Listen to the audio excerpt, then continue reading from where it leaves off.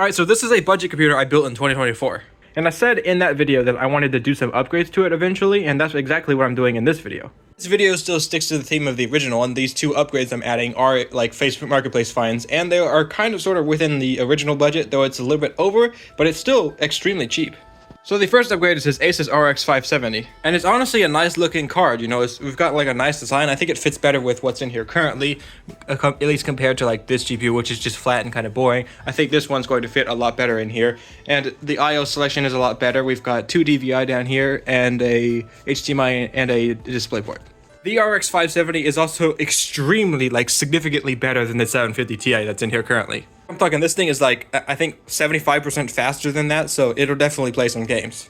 And the next upgrade is actually this case right here. So this case right here that it's in currently is fine and stuff, but it's not practical for what I want to use it for eventually, which I decided is going to be like a Plex media server and also just in general a server. And this case, it doesn't, you can't see, there's no, you know, drive base and stuff like that, not even under here. However, this one has 3 right here, along with some extra space up here. That's perfect for, you know, doing stuff like that. The case's design is also not too bad, and it has up-top ventilation just like this one. Also, there's a lot more ventilation on the front here, like a lot more compared to the front on this one, which is sort of closed off. New here, get a $5 coupon. This is PCBWay, today's sponsor. And on PCBWay, you can PCB prototype the easy way. And on top of PCBs, they also have CNC machining, sheet metal fabrication, 3D printing, and injection molding. They also have a very cool library of like a lot of existing products. So yeah, check out PCBWay.com.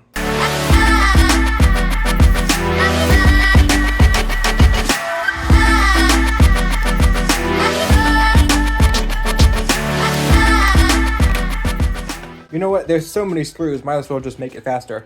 Wow, look at that. I can just take it out now, just like so. Obviously, I shouldn't forget the antennas, but I can take it out like so. All right, and there we go, a full motherboard. This case is used, and it is already set up for this motherboard, so I don't have to worry about changing any of the standoffs. I can just plop it right in, and it should be fine. Just like so. Alright, so far I've got mostly everything in there, and it's looking pretty good so far. So I do want to point out that this case only comes with the default like one fan it has down here by the hard drives. I think I'm going to move it up to here in the middle, that way it can airflow better. I haven't bought any more fans yet, so I can't add any. And I can't use the ones in the old case, because that's actually another reason I stopped using that case, was because the controller for those fans just died, and I tried replacing the controller and it just didn't work. So those 3 fans have just died and just don't work ever, or just won't work, I don't know. Alright, now comes the super fun part, trying to fit all of these wires in here. The only reason the other case is slightly better was because it actually had a place to hide all of this. However, this one does not, but the acrylic panel that it comes with sort of does that job for us. This computer it's not going to be like very easily publicly accessible or viewable. It's just going to be under a desk, so pretty hidden as well.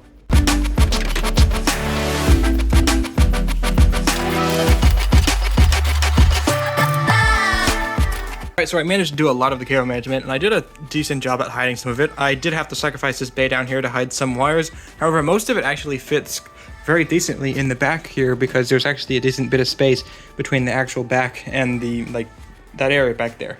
It is a bit open, but honestly not as messy as I thought it would be.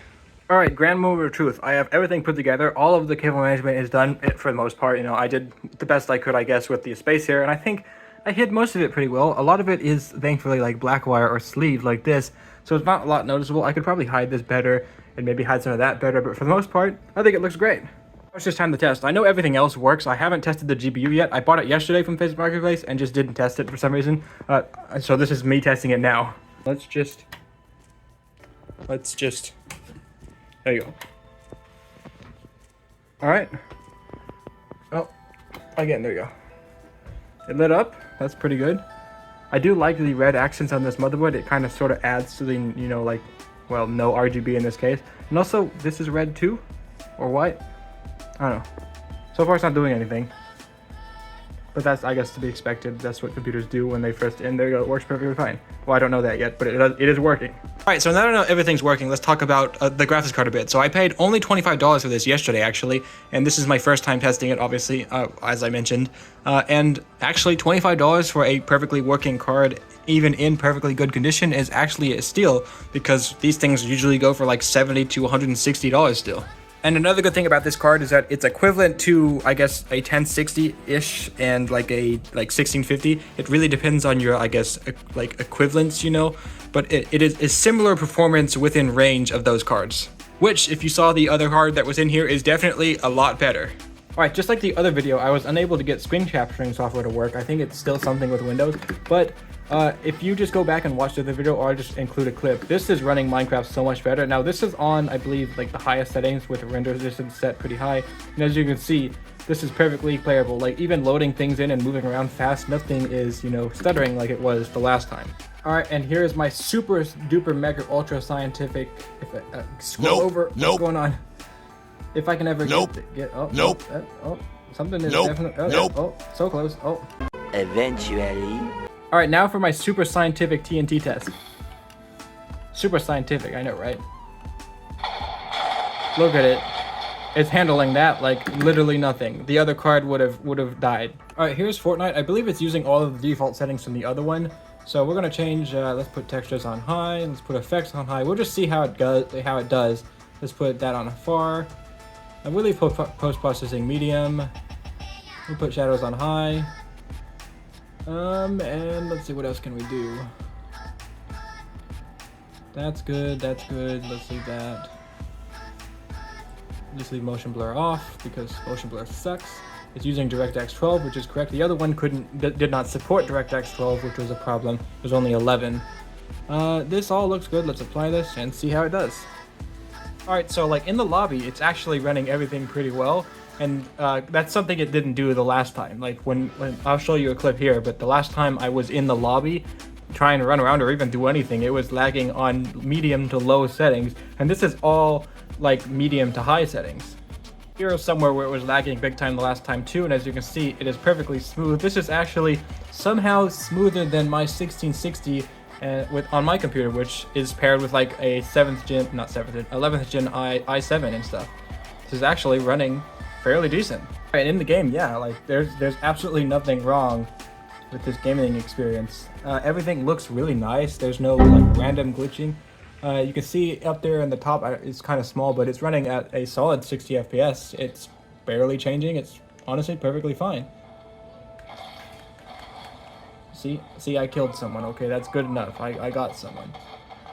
So yeah, that's the video. This is like actually a legitimately good like gaming computer now. Like even in 2025, like this game can play most older games perfectly fine. Like Minecraft, CS:GO, you know, Roblox, Fortnite, and a whole bunch of others it could probably do perfectly fine.